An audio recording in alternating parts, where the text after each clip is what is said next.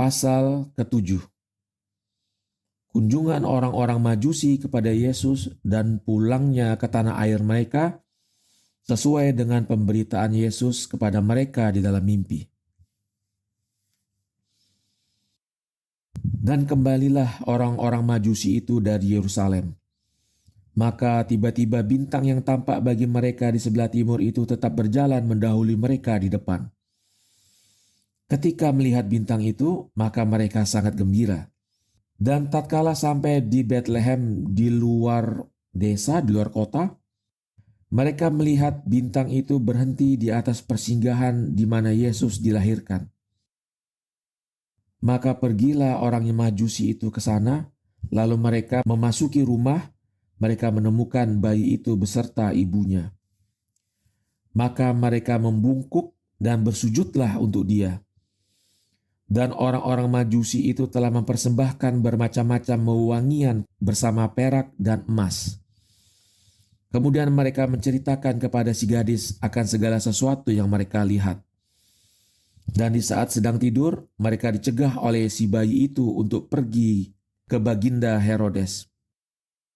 Kemudian pulanglah mereka dengan lain jalan, dan kembalilah ke tanah air mereka menceritakan segala yang mereka lihat di Yudea. Pasal ke-8. Ketika Herodes melihat bahwa orang Majusi itu tidak kembali kepadanya, dia mengira bahwa mereka itu memperolok-olokannya. Kemudian dia membulatkan tekad untuk membunuh bayi yang lahir itu. Akan tetapi selagi Yusuf sedang tidur, tampaklah baginya malaikat Tuhan. Katanya, "Bangunlah segera dan ambillah anak itu beserta ibundanya, kemudian pergilah ke Mesir, karena Herodes akan membunuhnya." Maka Yusuf terbangun dengan amat ketakutan. Kemudian diajaknya Maryam bersama anaknya menuju Mesir.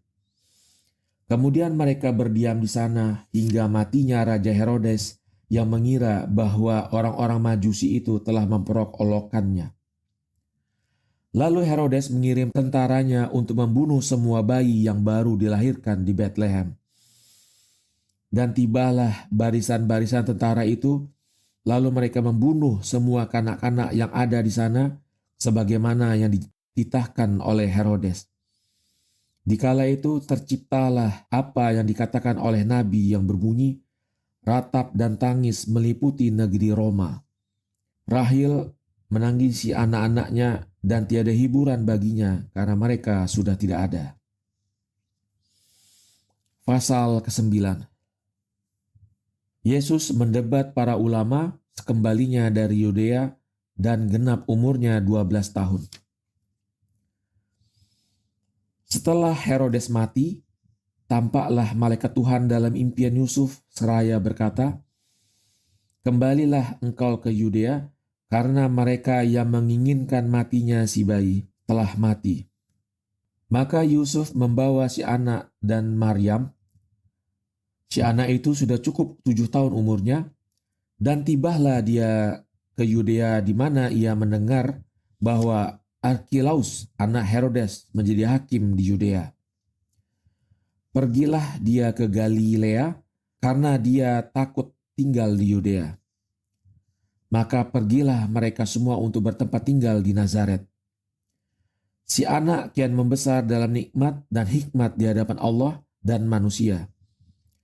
Dan ketika Yesus berusia 12 tahun, naiklah dia bersama Maryam dan Yusuf ke Yerusalem untuk bersembah sujud di sana, sesuai syariat Tuhan yang tertulis dalam kitab Musa. Tatkala sembahyang mereka telah selesai, kembalilah mereka dengan kehilangan Yesus, karena mengira bahwa ia pulang ke tanah air bersama sanak kerabat mereka.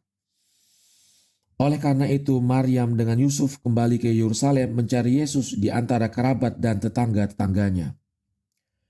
Pada hari yang ketiga, mereka menjumpai si anak itu di dalam bait Allah, di tengah-tengah para ulama sedang mendebat mereka tentang persoalan syariat. Setiap orang dari mereka mengagumi pertanyaan-pertanyaan dan jawaban-jawabannya. Kata mereka, "Bagaimana ia mendapat ilmu semacam ini sedang ia masih kecil dan belum belajar membaca?" Lalu Maryam menegurnya sambil berkata, "Wahai anakku, apa yang telah engkau perbuat kepada kami?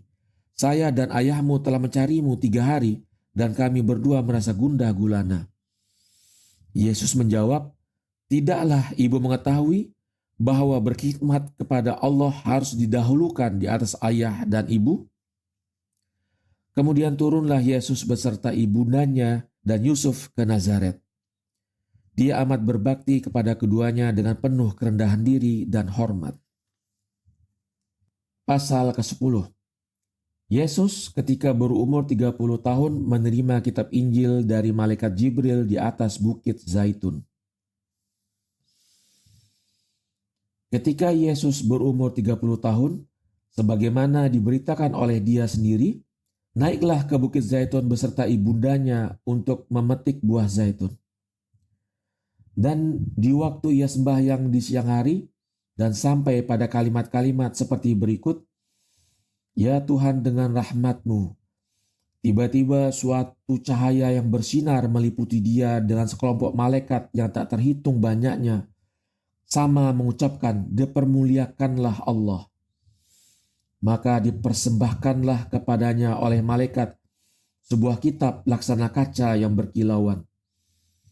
Maka meresaplah dalam kalbu Yesus yang sudah mengetahui dengannya apa yang telah diperbuat Allah dan apa yang difirmankan dan dikehendaki oleh Allah, sehingga segala sesuatu terbuka jelas baginya. Dan ia telah mengatakan kepadaku, "Percayalah, wahai Barnabas, bahwa aku mengenal setiap nabi dan tiap nubuat, dan segala yang akan kukatakan hanyalah semata-mata datang dari kitab itu."